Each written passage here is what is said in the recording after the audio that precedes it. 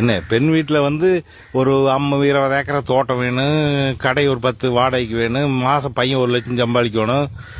இத்தனை எதிர்பார்ப்பு இருந்துன்னு அது எப்படி கிடைக்காது இல்லையா? அத்தனையுமே எல்லா பசங்களுக்குமே அதே மாதிரி இருக்குமா? இப்போ 20 ஏக்கரை பூமி இருக்கிற அந்த பிள்ளைக்கு பெல்லு வெட்ட தெரியுமா? களை வெட்ட தெரியுமா? தோட்டத்துக்குள்ள வேலை செய்ய தெரியுமா? அதே தெரியாது. அதுக்கு அத்தனை கேள்வி. இந்த பையன் போய் பார்த்தா நம்மளுக்கு வந்து இந்த பையன் பாடுபட்டு சாப்பாடு ஓடும், இந்த பையன் காப்பாத்து, இந்த பையன் இப்படி வச்சிருப்பான் அப்படிங்கிற ஒண்ணு. நம்மளோட ஒரு மடம் கீழே இருக்கிற பையனுக்கு கொடுத்து காப்பாத்திட்டு போலாம் இல்லையா? பணக்காரனுக்கே கொடுத்து அது டைவர்ஸ் போய் நிக்கிறதுக்கு நம்மளோட 2 மடம் கீழே இருக்கிற பையனுக்கு கொடுத்து காப்பாத்திட்டு போக வேண்டியதுனே. அது நல்லா இருந்துட்டு போகும்ல, பிள்ளை நல்லா இருக்கும்ல. பையன் வாசியா இருந்தானே பிள்ளை ஒரு ஏழ்மையான இடத்துல கட்டினா புள்ள புடைச்சிட்டு போகுது. 2 பேருமே ஒரு வீரமாவே பேசி பார்த்தா இது வந்து பெத்தவங்களோட தப்பு, குழந்தையோட தப்பே கிடையாது. பெத்தவங்களோட 100க்கு 100 தப்பு. ஆசை அதிகம், ரொம்ப அதிகம், ஓவர். என்னைக்கு பூமி விலை ஏற ஏற இன்னைக்கு வந்து ஆசைகள் அதிகமா போயிடுச்சு. அந்த ஆசைன்னு தான் இன்னைக்கு வந்து மனுஷன் வாழ்க்கையை கெடுக்குது. இன்னைக்கு இருக்கிற பிள்ளைங்க வந்து ஐடி கம்பெனி மட்டும் இல்லைன்னா அவங்களோட நிலைமை நினைச்சு பாரு. ஐடி கம்பெனி மட்டும் இல்லைன்னா அவங்களோட வாழ்க்கையை நினைச்சு பாரு. தர கெட்டு கிடக்கு. இன்னைக்கு அந்த ஐடி கம்பெனியோட சம்பளங்கள் இன்னைக்கு +2 முடிச்சு 3 வருஷம் காலேஜ் முடிச்சு அந்த பிள்ளைக்கு மாசம் 35,000, 50,000, 1 லட்சம் சம்பளம்.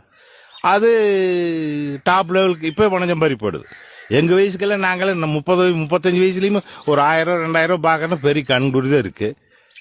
இன்னைக்கு வந்து அது கையில 1 லட்சம் ரூபாய் சம்பளம் வருது. மாசமான 30 நாளைக்கு இருக்க சம்பாரம் வருமில்ல? அது கேள்வி. அந்த பிள்ளைய கேள்வி கேட்கறக்க ஆரம்பிச்சுக்குது. பெத்தவங்க கைவிட்டு பிள்ளைகளும் மீறித்த நிக்குது. கம்மி இல்லை, நம்ம கையில புள்ள பையன் இருக்கணும். இல்லைன்னு என்ன பண்ணுவேன்? ஒண்ணுமே பண்ண முடியாது. அவ்வளவுதான் வாழ்க்கை. பையன் நல்ல பையனா ஜம்முன்னு இருக்கா, கொடுத்து காப்பாத்தி அருமையா வச்சிருக்கலாம். ஒரு அளவுக்கு எல்லாத்துக்கும் வேண்டுதல் ஒரு அளவுக்கு. நாம் எதையும் கொண்டு போறது இல்லைன்னு யாருமே நினைக்கிறது இல்லை.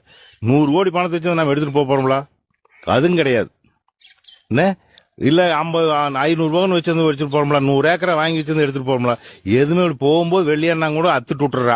ஆனா அதுக்கு இத்தனை ஆசையும் அங்கலாப்பும், எனத்துக்கு பொறாமை போட்டி, பையன் பிள்ளை வேத வாக்குக. அப்புறம் வந்து மதம் மாதிரி அந்த புள்ள வந்து மதம் மாதிரி கல்யாணம் முடிச்சுக்கு பையனும். அப்புறம் பையனுக்கு மதம் மாதிரி கிடைக்க மாட்டேங்குது. பிள்ளைகளுக்கு கிடைச்சிக்கிறது, பையனுக்கு கிடைக்க மாட்டேங்குது.